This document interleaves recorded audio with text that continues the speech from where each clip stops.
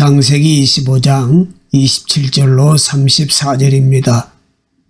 그 아이들이 장성함에 에서는 익숙한 사냥꾼이었으므로 들 사람이 되고 야곱은 조용한 사람이었으므로 장막에 거주하니 이삭은 에서가 사냥한 고기를 좋아하므로 그를 사랑하고 리브가는 야곱을 사랑하였더라. 야곱이 죽을 쑤었더니 에서가 들에서 돌아와서 심히 피곤하여 야곱에게 이르되 내가 피곤하니 그 붉은 것을 내가 먹게 하라 한지라. 그러므로 에서의 별명은 에돔이더라. 야곱이 이르되 형의 장자의 명분을 오늘 내게 팔라. 에서가 이르되 내가 죽게 되었으니 이 장자의 명분이 내게 무엇이 유익하리요. 야곱이 이르되 오늘 내게 맹세하라. 에서가 맹세하고 장자의 명분을 야곱에게 판지라. 야곱이 떡과 팥죽을 에서에게 주매 에서가 먹으며 마시고 일어나 갔으니 에서가 장자의 명분을 가볍게 여김이었더라. 아멘. 여러분, 우리는 왜 예배를 드리고 있지요? 예배가 무엇이죠? 여러분 어떻게 고백을 하시겠습니까? 요한복음 4장에 사마리아 수가성 여자의 이야기가 나옵니다. 남편을 5명이나 바꿨어요. 지금은 남편이 아닌 6번째 남자와 살고 있는 그런 여자지요. 이 남자하고도 살아보고 저 남자도 살아봤는데 다 만족이 없어요. 이 여자의 이야기가 나오는데 이 여자가 예수님을 만나더니 뜻밖의 질문을 던지는 말씀이 거기 나오지요. 뭐라고 질문하는지 아세요? 내가 어디서 예배해야 합니까? 라는 질문이었습니다. 이게 좀 맥락이 안 맞잖아요. 갑자기 이 여자가 예수님께 왜 이런 질문을 던졌을까? 이 여자가 예수님 만날 때 느꼈던 느낌 때문에 그렇지요. 그게 뭐지요? 하늘이 열리는 체험, 하나님의 임재 경험이라고 하지요. 우리는 늘 삶의 수평적인 자리에서 살아가지요. 사람과의 문제, 물질과의 문제, 건강의 문제, 우리 삶에 일어나는 여러 가지 일들을 경험하면서 수가성 여자처럼 우리는 갈증을 느끼며 살아가고 있습니다. 그래서 우리는 어쩌면 여자처럼 우리의 삶의 자리들을 바꿔보려고 할 때가 있습니다. 직장도 옮겨보고요. 주거지도 옮겨보고 새 집으로 이사도 해보고 뭐 여러 가지 일들을 하지요. 그런데 우리의 갈증이 안 끝나요. 이 수평적인 삶의 자리가 늘 흔들리고 불안한 게 그게 우리 인생이잖아요. 어쩌면 우리가 살아가는 동안 우리의 삶의 수평적인 자리들은 항상 문제가 있을 것입니다. 이 문제가 끝났다 싶으면 또 다른 문제가 일어나고 이게 끝났다 싶으면 또 다른 문제가 일어나는 것이 우리의 인생이잖아요. 여러분, 예배는 하나님이 우리를 찾아오시는 시간, 수평적인 차원이 아니라 수직적인 차원이 열려지는 시간을 예배라고 불러요. 하늘이 열리는 것, 하나님의 소리가 내게 들리는 것, 내가 세상에 어떤 것을 얻어도 만족이 없었는데 하나님의 말씀을 듣고 내 마음에 생수 같은 그런 시원한 음료를 먹은 것 같은 내 속에는 말할 수 없는 평안을 경험하는 시간, 그걸 예배라고 부르지요. 예배는 그냥 주일날 정한 시간에 교회에 오는 걸 예배라고 하는 게 아닙니다. 예배는 하늘이 열리는 시간을 말하는 거예요. 성경은 예배가 그런 거라고 알려주시는 겁니다. 사마리아 수가성 우물가 여자가 그렇게 수평적인 삶을 살면서 고난을 받다가도 예수님을 만나서 내게 마시는 물은 다시 목마르지만 내가 내게 주는 물은 다시는 목마르지 않을 거다 그러시니까 말씀 듣고서 이 여자가 하늘이 열리는 경험을 하지요. 그리고 나서 여자가 예수님께 물어봅니다. 예수님, 그럼 나 이제 앞으로 어디서 예배해야 그런 소리를 계속 들을 수 있어요? 내가 어디서 예배하면 나는 하늘문이 열린 사람으로 살아갈 수 있습니까? 그렇게 질문 던진 거 아닌가요? 마태복음에 시몬이라는 사람의 이야기가 나옵니다. 갈릴리에서 어부로 살아가는 사람이지요. 매일같이 밤늦도록 그물을 던지지만 얻은 것이 없어서 아침이 되면 낭망한 채로 또 그물을 수선하고 있는 사람의 삶에 예수님이 찾아오시잖아요. 예수님이 그의 배에 올라가셔서 이렇게 말씀하셨어요. 깊은 데로 가서 그물을 내려라. 깊은 데 가서 그물을 내려라. 이 하늘의 음성이 시몬에게 일어날 때 말씀을 따라 깊은 곳에 가서 그물을 내렸더니 그물이 찢어질 정도로 고기가 잡혔어요. 그런데 성경은 이 사람이 무슨 고백을 하냐면 나는 죄인입니다. 그토록 바라던 일이 일어났는데 그토록 정말 소원한 일이 일어났는데 하늘문이 열리는 경험을 하고 나니까 그런 게 하나도 소중하지가 중요하지가 않았어요. 수평적인 차원에서 갈증만 느끼던 시몬이 하늘이 열리는 경험을 하고 나서 무슨 고백을 하냐면 나는 죄인입니다. 그런 고백을 하지요. 여러분, 예배는 뭐예요? 수직적인 차원이 우리에게 열리는 시간이 예배예요. 우리는 이제 예배에 나와서 바로 그런 것을 경험하는 거예요. 하늘문이 열리는 것, 하늘의 음성이 들리는 것, 하나님의 생각을 하는 것, 하나님의 방법을 생각하는 것, 이게 바로 우리의 예배인 줄로 믿습니다. 그런 시간을 주시기 위해 하나님이 우리를 찾아오시고 만나주시는 것이 예배입니다. 오늘 말씀 많이 들었던 내용이잖아요. 야곱이라는 사람이 장자권을 얻기 위해서 애를 쓰는 그런 이야기다라고 사람들이 많이 알죠. 그런데 이 말씀을 예배적 관점에서 바라보면 야곱이라는 사람이 쌍둥이로 태어났는데 운이 없게도 형이 아니라 동생으로 태어났어요. 그래서 이 사람은 태어나자마자 장자권이라는 축복에서 제외됩니다. 쌍둥이인데 하나는 장자고 하나는 그렇지 못해요. 이게 무슨 운명적인 장난입니까? 누구는 축복을 받은 채로 태어나고 누구는 하나님의 섭리를 그냥 원하지도 않는데 자연적으로 받을 수 있는 사람으로 태어나고 누구는 아무리 원해도 그것을 얻지 못하는 그런 지위를 만나게 됐다. 그런 얘기잖아요. 그런데 여러분, 말씀을 보면 그게 야곱이라는 사람의 인생을 바꾸잖아요. 참 이상하지요? 큰아들 에서는 장자권, 하늘이 열리는 축복, 하나님의 축복에 있어 별로 관심이 없었습니다. 그런데 야곱은 어때요? 거기에 관심이 있어요. 하나님의 축복에 대해서 관심이 있었어요. 하나님의 섭리에 대해서 관심 있는 사람으로, 그게 간절한 사람으로 오늘 성경이 이 사람을 묘사하고 있지요.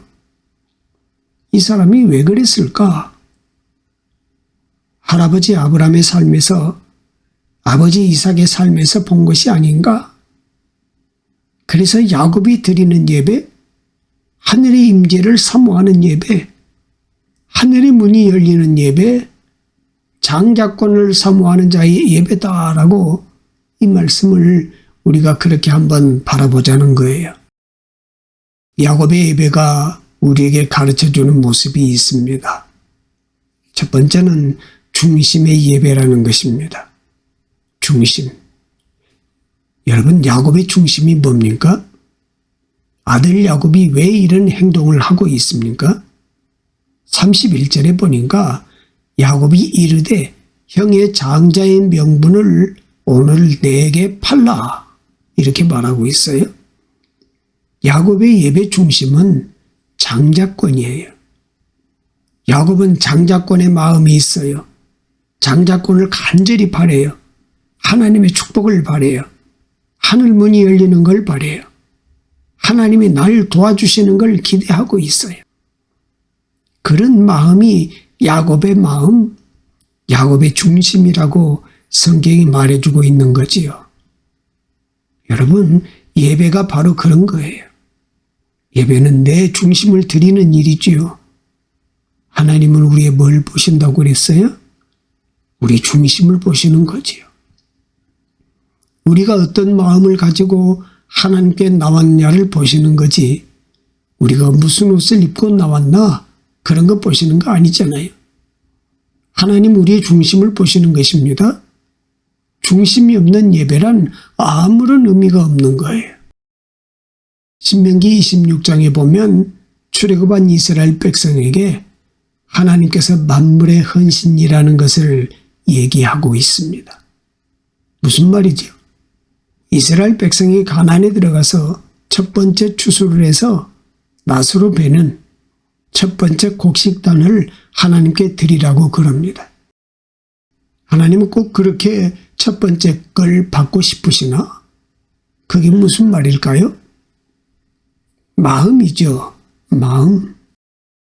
이스라엘의 마음. 이스라엘의 중심을 받기를 원하시는 겁니다. 그들이 광야 40년 지나서 가나안에 들어가서 밭을 얻어가지고 기업을 받아가지고 씨를 심어서 추수가 일어났는데 추수의 첫 번째 것을 구별해서 하나님께 드린다는 건 뭐예요? 하나님, 이 모든 게 하나님의 은혜입니다. 하나님, 이것은 하나님이 우리에게 다 주신 것입니다. 이 첫 번째 것을 하나님께 드리는 것은 이 모든 것이 하나님의 은혜입니다를 고백하는 백성이 되는 것을 하나님이 원하시는 것이었습니다. 그걸 중심, 마음이라고 부르는 거 아니겠어요? 제가 젊었을 때 어머니들이 밥을 하시면서 밥을 하시기 전에 쌀을 따로 구별해서 모아 놓았다가 주일에 교회에 가져오시고 그랬어요. 그걸 뭐라고 부르지요? 성미. 성미라는 게 뭐예요? 밥을 짓기 전에 쌀을 조금 떼어가지고 성미함에다가 넣어요. 이게 우리 한국 교회의 전통이었습니다. 성미를 다 모아가지고 어떻게 하지요? 목사님들 한 달 쌀을 드리기도 하고 주일날 점심에 교회들 식사하는 데 쓰이기도 했어요.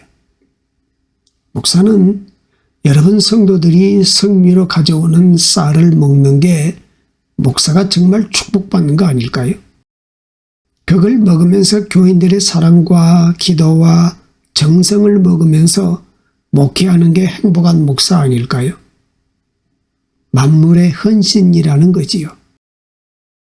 청년 중에 학교 졸업하고 첫 번째 직장을 얻어서 첫 번째 샐러리를 가지고 목양실에 찾아오는 청년들이 있습니다. 기도해 달라는 거지요. 야, 너 이거 첫 번째 생활비를 가지고 왔니? 그러면 목사님, 하나님께서 내 평생 샐러리를 주실 텐데 이 첫 번째 생활비를 하나님께 드리고 싶어요. 목사를 감동시키는 예들 있잖아요. 어떤 성도는 예배드리러 갔더니 이러시는 거예요. 목사님, 우리 가게에서 매달 첫날 첫 번째 손님이 계산하는 거는 하나님께 드리겠습니다. 여러분, 그게 100불이 될 수도 있고 1불이 될 수도 있습니다. 금액이 중요한 게 아니라 그분의 마음 중심에 뭐가 있는 거죠? 이 가게는 하나님이 주셔서 내가 이렇게 이 기업을 통해 이렇게 먹고 살게 하시니까 이 모든 게 하나님의 은혜입니다. 그런 고백 아닐까요? 사랑하는 여러분, 우리가 야곱의 예배 이야기를 하면서 이 예배의 첫 번째 특징은 이 예배는 중심의 예배인 것입니다. 하나님이 받으실 만한 중심의 예배다. 우리가 드리는 예배의 중심은 어떤 것입니까? 시편 84편을 보면 다윗이 이 말씀 하나를 하나님께 드리고 평생 축복을 받은 말씀이 있는데 이 말씀 우리 같이 읽을까요? 시편 84편 10절입니다. 주의 궁경에서 한날이 다른 곳에서 첫날보다 나은즉 악인의 장막의 거함보다 내 하나님 문지기로 있는 것이 좋사오니. 아멘. 다윗은 이 말 한마디 하나님께 드리고 엄청난 축복을 받았어요. 하나님이 이 말씀을 들으시고 뭐라 그러셨죠? 내 마음에 합한 사람이라 그러셨어요. 다윗은 실수하고 넘어지고 쓰러지고 인생이 무너져도 하나님이 다윗은 절대로 포기하지 않고 사랑해 주시고 축복을 받았어요. 왜요? 하나님이 왜 그러셨어요? 이 다윗의 고백 속에 뭐가 있어요? 중심이, 다윗의 마음이 내가 주의 집에서 내 궁정, 내 왕궁에서 첫날보다 주의 집에서 문지기로 있는 게 낫습니다. 고백 속에 들어있는 다윗의 중심을 하나님이 받으시고 그렇게 다윗을 축복하신 거 아니겠습니까? 우리가 교회 다니고 신앙생활을 하는 것이 과연 우리가 원하는 성공을 위해서냐? 아니면 거룩하신 하나님이 내게 원하시는 삶을 내가 세우기 위해서냐라는 근본적인 질문 앞에 부딪히는 것 아닌가요? 여러분은 어떠신가요? 교회 다니시는데 여러분 성공을 위해서 내가 원하고 바라는 것 이루는 것을 위해서 교회 다니십니까? 아니면 하나님이 내게 원하시는 것을 바라고 교회를 다니십니까? 자녀를 키우면서 늘 기도하게 되는 것도 똑같은 거예요. 성공이냐 거룩이냐. 우리 자녀들이 자기들이 원하고 자기들이 바라고 자기들이 성공하기 원하는 삶을 살길 원하는 기도를 내가 하고 있는가? 아니면 하나님이 세워가시고 하나님이 이루어가실 거룩한 삶의 주인공들이 되기 위해 내가 기도하고 있는가라는 질문 앞에 항상 부딪히잖아요. 그런데 말씀 묵상하면 가르쳐 주시는 게 뭐냐면 결국 하나님이 원하시는 거룩한 삶이 우리의 가장 큰 성공인 것을 가르쳐 주십니다. 그러니까 거룩해야 성공하는 거지요. 야곱의 예배란 중심을 고백하는 예배다라는 말씀을 드리면서 여러분과 제가 인생을 살아가다 보니까 별일 다 만나잖아요. 복잡하고 허다한 일, 우리를 흔들어대는 일, 정말 마음 불편한 일, 굉장히 어려운 일들 다 만나는데 그게 우리 인생이지 않습니까? 그래서 우리 중심이 어때요? 중심이 맨날 흔들리지요. 중심을 잡는다는 것처럼 어려운 게 없는 것 같아요. 그런데 하나님께 나와서 예배하면 하나님이 우리 중심을 다시 꽉 잡아주시지요. 아들아, 딸아, 흔들리지 마. 내가 너의 하나님이다. 그러시면서 우리 중심을 붙잡아 주실 때 우리가 다시 하나님 앞에 서는 것. 그래서 여러분, 우리 예배가 중심의 예배가 되는 은혜와 축복 만나시기를 축복합니다. 두 번째는 시간의 헌신이라는 것입니다. 29절 30절에 보니까 이런 말씀이 나와요.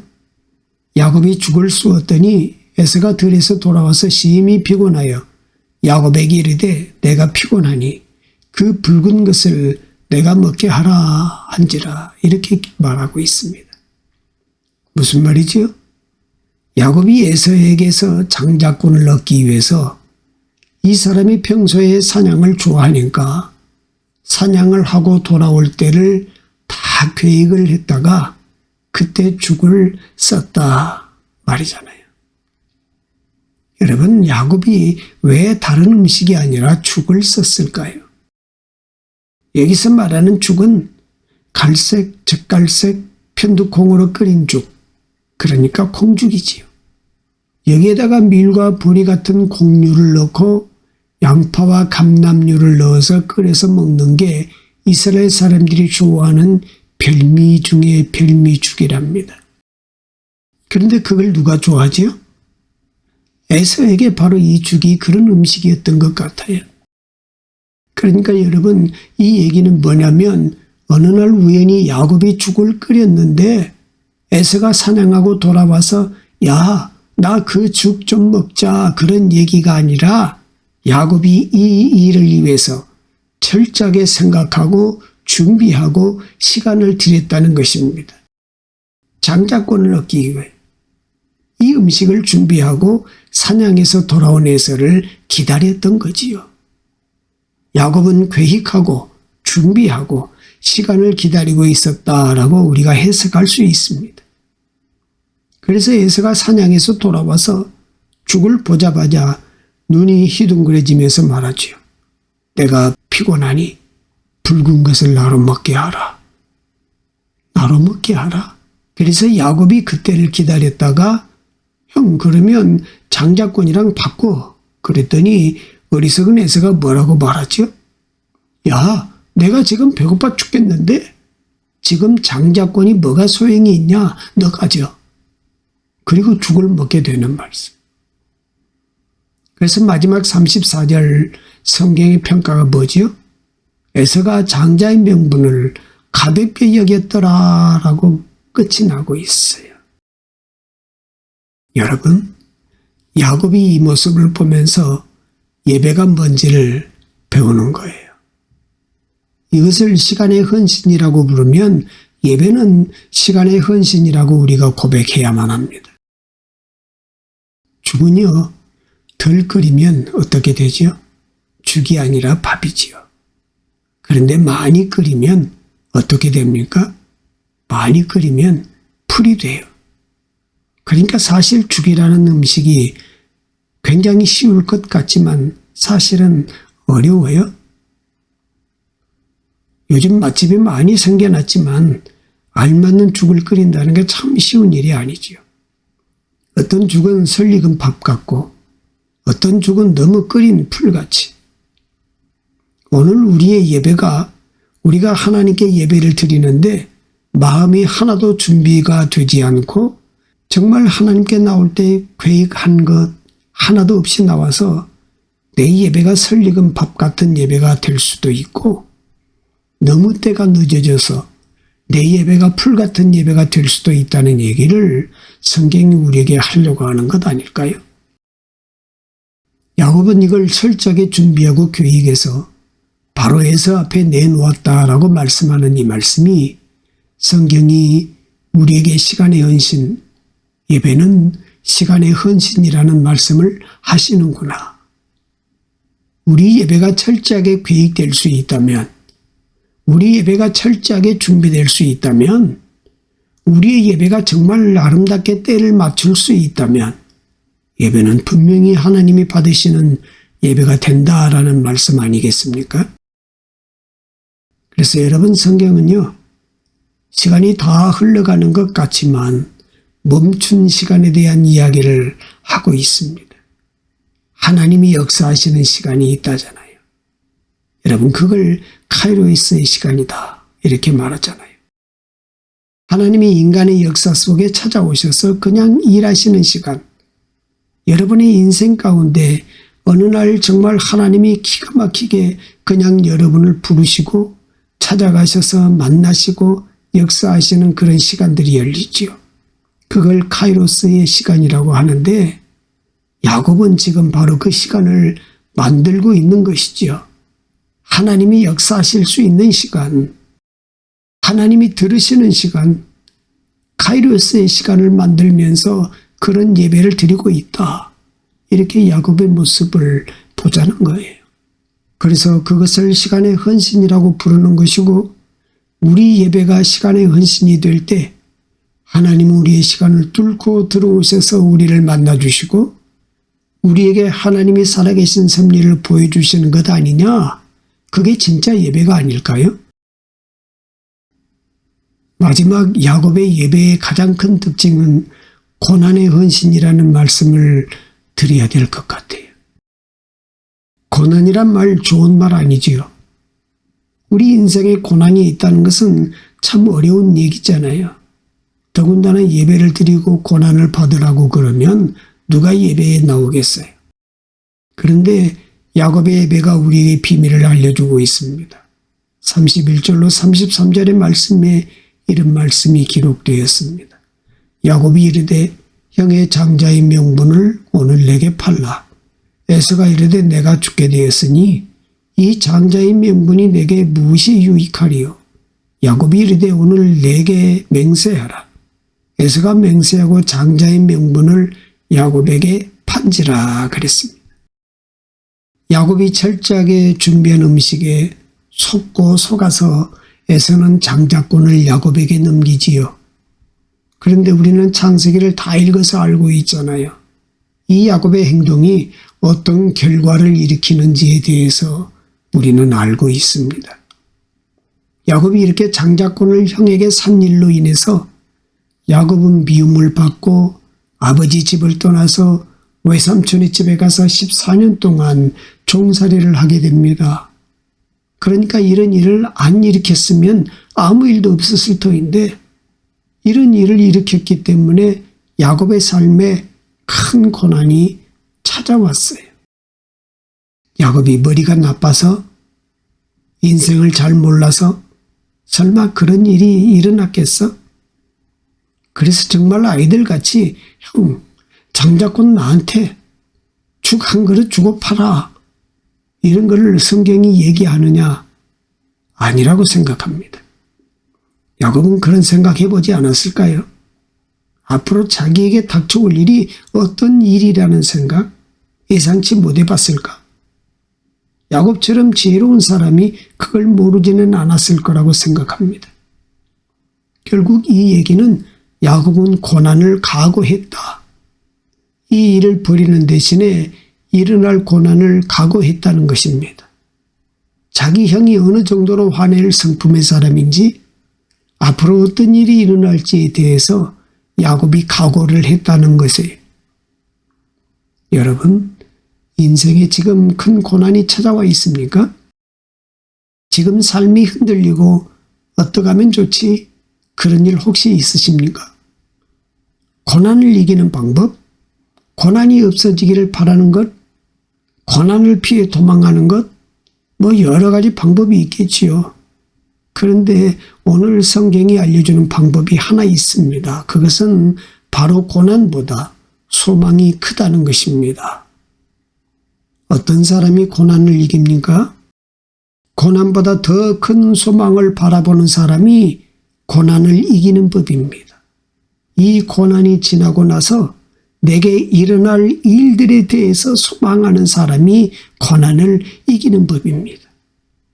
지금 일어나 있는 내 삶에 참 어려운 일들이 이게 끝이 아니라 하나님께서 이 일을 통하여 나를 지어가실 놀라운 일들이 계심을 믿습니다. 고백하면 그러면 우리는 그때서 고난을 다른 눈으로 해석하기 시작하고 고난을 다른 눈으로 바라보기 시작하는 거예요. 그런 사람만 고난을 이기는 것입니다. 오늘 야곱은 예배를 통해서 우리에게 귀한 걸 가르쳐줘요. 고난이 찾아올 거예요. 어려움이 찾아올 거예요. 그런데 야곱의 예배는 고난을 감내하는 예배, 고난의 헌신이 있는 예배, 그런 예배를 드리고 있다고 하는 거지요. 소망이 없으면 우리는 우리의 삶에 조그마한 고난도 견뎌낼 능력이 없습니다. 여러분, 우리의 예배를 통해서 진짜 일어나야 될 게 하나님 이 고난 좀 풀어주세요. 하나님 이 고난 좀 주지 마세요. 왜 나만 고난 주세요? 라고 하는 게 아니라 하나님이 고난의 끝에 일으킬 하나님의 소망을 바라보는 게 우리 예배가 돼야 되지 않을까요? 여러분, 야곱의 예배, 이것은 오히려 고난보다 더 큰 소망이 우리의 삶에 있습니다. 하나님, 이 고난이 결코 허무한 고난이 아니라 하나님께서 만들어 가실 그런 소망의 시작임을 믿습니다. 이렇게 고백하는 그런 사람들의 예배가 되라고 우리들을 붙들고 계시는 줄 믿습니다. 여러분, 우리가 평생 예배라는 걸 드리고 예배 생활을 하지요. 오늘 야곱의 예배가 우리에게 중심의 예배, 시간의 헌신, 소망의 결단, 이 세 가지가 있어야 우리가 예배하면서 평생 승리할 수 있다는 것을 말씀해 주고 있습니다.